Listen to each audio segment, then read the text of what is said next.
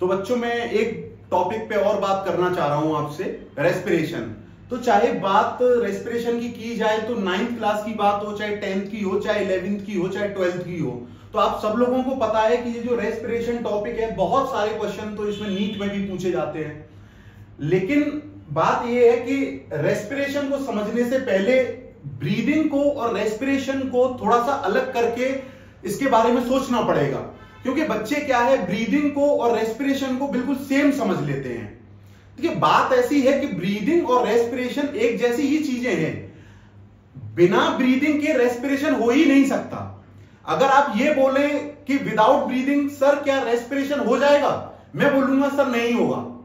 Without breathing respiration हो ही नहीं सकता है, क्योंकि अगर मैं बात करूंगा रेस्पिरेशन की,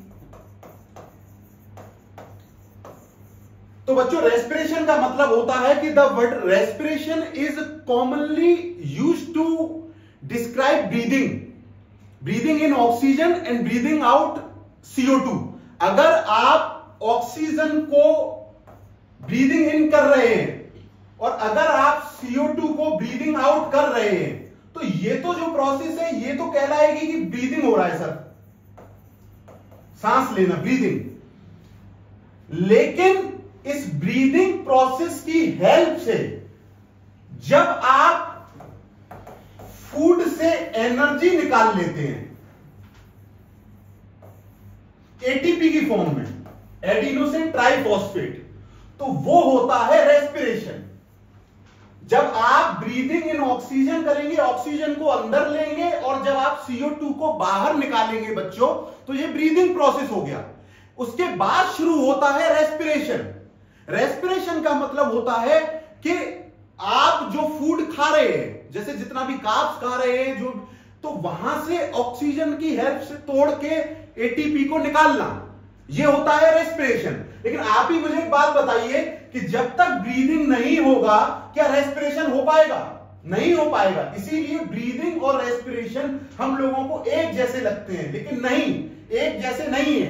दोनों एक दूसरे के पूरक हैं। इसका काम इसके बिना नहीं चल सकता। अगर आप बोले कि सर विदाउट ब्रीदिंग क्या रेस्पिरेशन हो जाएगा, नहीं होगा। विदाउट ब्रीदिंग रेस्पिरेशन नहीं होगा। ब्रीदिंग का मतलब होता है ऑक्सीजन को अंदर लेना और CO2 को बाहर निकालना। लेकिन इस प्रोसेस की हेल्प से जब आप उस फूड को तोड़ के, ब्रेक डाउन ऑफ फूड करके, वहां से ATP की फॉर्म में जब आप एनर्जी रिलीज कर लेते हैं और फिर आप उससे अपनी बॉडी के फंक्शंस करते हैं अलग अलग, वो होता है रेस्पिरेशन। ये है इंपॉर्टेंट बात। अब जब मैं रेस्पिरेशन को बच्चों आगे पढ़ाऊंगा, तो रेस्पिरेशन में 2 पॉइंट आते हैं कि सर कितने टाइप का होता है रेस्पिरेशन, मुझे तो आप ये बता दीजिए। कई बार क्वेश्चन आया है, कई बार बच्चे रट लेते हैं कि सर सेलुलर रेस्पिरेशन जो है वो 2 टाइप का होता है रेस्पिरेशन, एक एरोबिक होता है, एक एनारोबिक होता है। ठीक है, बात समझ में आ गई, लेकिन मेन बात देखना इधर।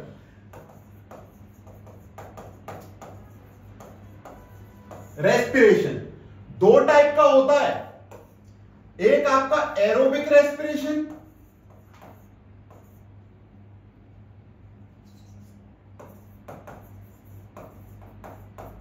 एक आपका एनारोबिक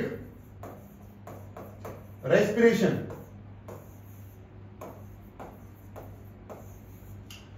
देखिए नाम से पता लग रहा है बच्चों, एरोबिक और एनारोबिक। तो एरोबिक में मैं आपको बात बताऊं, ये जो मेटाबॉलिक प्रोसेस चलेगा, ये चलने वाला है बच्चों in the presence of oxygen. यहां पर प्रेजेंस ऑफ ऑक्सीजन देखने को मिलेगा आपको एरोबिक रेस्पिरेशन में। अगर आप वही बात करेंगे ना बच्चों एनारोबिक रेस्पिरेशन की, तो इस मेटाबॉलिक प्रोसेस में इन द एक्सेंस ऑफ ऑक्सीजन, यहां ऑक्सीजन का कोई यूज नहीं है। रेस्पिरेशन 2 टाइप का है, एक आपका एरोबिक रेस्पिरेशन, एक आपका एनारोबिक रेस्पिरेशन।